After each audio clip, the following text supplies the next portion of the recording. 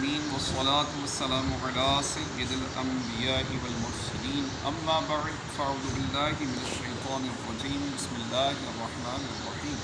الصلاة والسلام عليك يا رسول الله الصلاة والسلام عليك يا حبيب الله الصلاة والسلام عليك يا نبي الله وعلى آلك وأصحابك يا نور الله نويت سنة الاعتكاف۔ اللہ رب العزت کے آخری نبی مکی مدنی محمد عربی صلی اللہ تعالی علیہ وآلہ وسلم نے ارشاد فرمایا کہ جو مجھ پر درود پڑھنا بھول گیا وہ جنت کا راستہ بھول گیا۔ صلو علی الحبیب صلی اللہ تعالی علی محمد صلی اللہ علیہ وآلہ وسلم۔ 9واں سپارہ سورہ انفال، اس کی آیات 5 تا 8۔ اللہ رب العزت کا فرمانے علی شان ہے کما اخرجک ربک من بیتک بالحق وَإِنَّ فَرِيقًا مِّنَ الْمُؤْمِنِينَ لَكَارِهُونَ۔ جس طرح اے محبوب تمہیں تمہارے رب نے تمہارے گھر سے حق کے ساتھ برآمد کیا، اور بے شک مسلمانوں کا ایک گروہ اس پر ناخوش تھا۔ یجادلونک فی الحق بعدما تبین کأنما یساقون الی الموت وهم ینظرون۔ سچی بات میں تم سے جھگڑتے تھے بعد اس کے کہ ظاہر ہو چکی، گویا وہ آنکھوں دیکھی موت کی طرف ہانکے جاتے ہیں۔ وَإِذْ يَعِدُكُمُ اللَّهُ إِحْدَى الطَّائِفَتَيْنِ أَنَّهَا لَكُمْ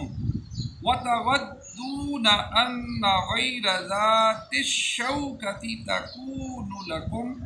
وَيُرِيدُ اللَّهُ أَن يُحِقَّ الْحَقَّ بِكَلِمَاتِهِ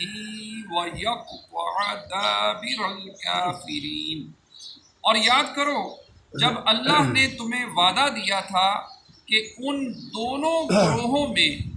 ایک تمہارے لیے ہے، اور تم یہ چاہتے تھے کہ تمہیں وہ ملے جس میں کانٹے کا کھٹکا نہیں، اور اللہ یہ چاہتا تھا کہ اپنے کلام سے سچ کو سچ کر دکھائے اور کافروں کی جڑ کاٹ دے۔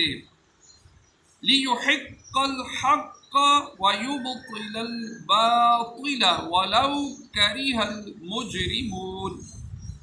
کہ سچ کو سچ کرے اور جھوٹ کو جھوٹا پڑے برا مانے مجرم۔ اس آیت کا معنی یہ ہے کہ اے حبیب صلی اللہ تعالی علیہ وآلہ وسلم، مال غنیمت کا مسلمانوں کے اختیار سے نکال کر آپ کے اختیار میں دے دینا ایسے ہی حق ہے جیسے آپ کا غزوہ بدر کے لیے اپنے گھر سے نکلنا برحق تھا، اگرچہ دونوں چیزیں طبعی طور پر بعض مسلمانوں کی طبیعت پر گراں گزر رہی ہیں۔ اس گروہ کے ناخوش ہونے کی وجہ یہ تھی کہ وہ دیکھ رہے تھے کہ ان کی تعداد کم ہے، ہتھیار تھوڑے ہیں، جبکہ دشمن کی تعداد بھی زیادہ ہے اور وہ اسلحے وغیرہ کا بڑا سامان رکھتے ہیں۔ ان آیات میں مذکور واقعے کا خلاصہ یہ ہے کہ ملک شام سے ابو سفیان کے ایک تجارتی قافلے کے ساتھ آنے کی خبر پا کر سید عالم صلی اللہ تعالی علیہ وآلہ وسلم صحابہ کرام کے ساتھ ان سے مقابلے کے لیے روانہ ہوئے، تو مکہ مکرمہ سے ابو جہل قریش کا ایک لشکر گراں لے کر اس تجارتی قافلے کی امداد کے لیے روانہ ہوا۔ ابو سفیان تو رستے سے کترا کر اپنے قافلے کے ہمراہ ساحل سمندر کے راستے پر چل پڑا، اور ابو جہل سے اس کے رفیقوں نے کہا قافلہ تو بچ گیا، اس لیے اب مکہ مکرمہ واپس چلتے ہیں۔ ابو جہل نے انکار کر دیا اور وہ تاجدار رسالت صلی اللہ تعالیٰ علیہ وآلہ وسلم سے جنگ کرنے کے ارادے سے بدر کی طرف چل پڑا۔ نبی اکرم صلی اللہ تعالیٰ علیہ وآلہ وسلم نے صحابہ کرام علیہم الرضوان سے مشورہ کیا اور فرمایا کہ اللہ تعالیٰ نے مجھ سے وعدہ فرمایا ہے کہ اللہ تعالیٰ کفار کے دونوں گروہوں یعنی تجارتی قافلے یا قریش کے لشکر میں سے ایک پر مسلمانوں کو فتح عطا فرمائے گا۔ صحابہ کرام علیہم الرضوان نے اس بات میں موافقت اختیار کی، لیکن بعض صحابہ کرام علیہم الرضوان نے یہ عذر پیش کیا کہ ہم اس تیاری سے نہیں چلے تھے، اور نہ ہی ہماری تعداد اتنی ہے اور نہ ہی ہمارے پاس کافی اسلحے کا سامان ہے۔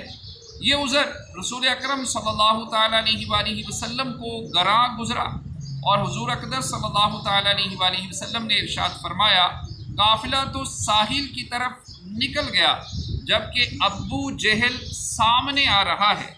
اس پر ان لوگوں نے پھر عرض کی یا رسول اللہ صلی اللہ تعالیٰ علیہ وآلہ وسلم قافلے ہی کا تعاقب کرتے ہیں اور دشمن کے لشکر کو چھوڑ دیتے ہیں۔ یہ بات خاطر اقدس پر ناگوار ہوئی تو حضرت صدیق اکبر اور حضرت عمر فاروق رضی اللہ تعالی عنہما نے کھڑے ہو کر اپنے اخلاص و فرما برداری اور رضا جوئی و جانثاری کا اظہار کیا،